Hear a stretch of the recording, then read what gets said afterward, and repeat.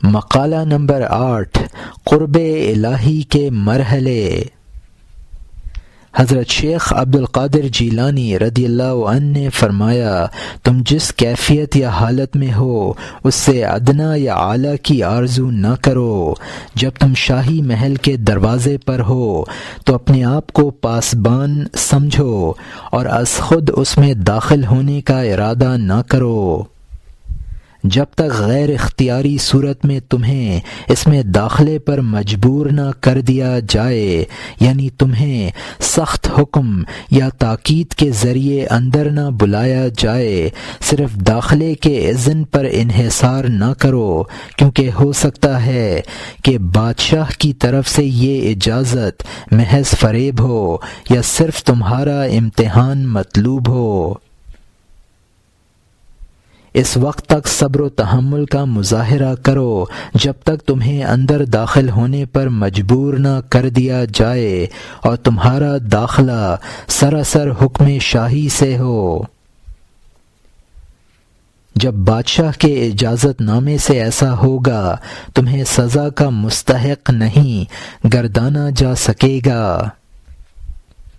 سزا تو اسی صورت میں ہوگی جب کہ یہ فعل تمہارا ذاتی ہو اور حرص، بے صبری، بے ادبی اور اپنی موجودہ حالت پر راضی نہ ہونے کی کیفیت کے باعث ہو۔ جب تم حکم شاہی پر قصر شاہی میں داخل ہو جاؤ تو اسے سعادت اور خوشبختی پر محمول کرو۔ مؤدب، سرنگوں اور فرما بردار بن کر جان و دل سے حکم کی تعمیل میں مصروف ہو جاؤ اور ترقی مراتب کی خواہش نہ کرو۔ اللہ تبارک و تعالی نے اپنے برگزیدہ نبی صلی اللہ علیہ وسلم کو فرمایا، ہم نے دنیا کے جو ظاہری اموال و اسباب کفار کو دے رکھے ہیں، آپ ان کی طرف نظر بھر کے نہ دیکھیے، کیونکہ یہ تو ان کو فتنہ و امتحان میں مبتلا کرنے کے لیے ہیں، اور آپ کے رب کا عطا کردہ رزق آپ کے لیے بہتر اور باقی رہنے والا ہے۔ اس قول خداوندی میں حضور پرنور صلی اللہ علیہ وسلم کے پیرووں کے لیے حفظ حال، صبر و شکر اور عطا کردہ نعمتوں پر راضی رہنے کی تلقین کی ہے۔ اس کا مطلب یہ ہے کہ خیر، منصب نبوت، علم، قناعت، توحید و معرفت، جہاد، صبر، ولایت اور فتوح غیبی وغیرہ جو چیزیں دین کے متعلق حبیب پاک صلی اللہ علیہ وسلم کو عطا کی گئی ہیں وہ ان کی ذات کے لیے مخصوص ہیں، دنیا کے مال اور سامان عشرت سے بہتر اور دائمی حیثیت کی ہیں۔ اور مکمل خیر کا مطلب بھی یہی ہے کہ خدا کی رضا پر راضی ہو کر اپنے حال کی حفاظت کی جائے اور فانی چیزوں کی طرف ملتفت نہ ہونا ہی نیکیوں اور برکتوں کی اصل ہے۔ دنیا کی تمام اشیاء کو خداوند تعالی نے بندوں کی آزمائش کے لیے پیدا کیا ہے۔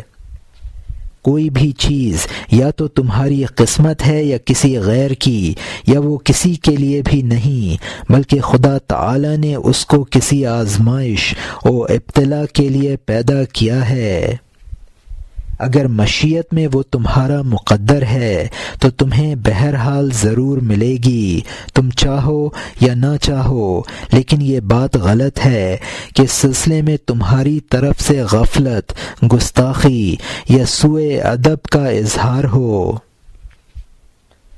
اور اگر وہ چیز کسی دوسرے کی قسمت میں ہے تو اس کے حصول کے لیے تردد کرنا نامناسب اور بے سود ہے، اور اگر وہ سلامتی اور خیر کے ساتھ کسی کی بھی قسمت میں نہیں ہے بلکہ صرف فتنہ یا آزمائش کی حیثیت رکھتی ہے تو کوئی صاحب عقل خواہ مخواہ فتنوں، آزمائشوں اور پریشانیوں کی آماجگاہ بننا کہاں پسند کر سکتا ہے۔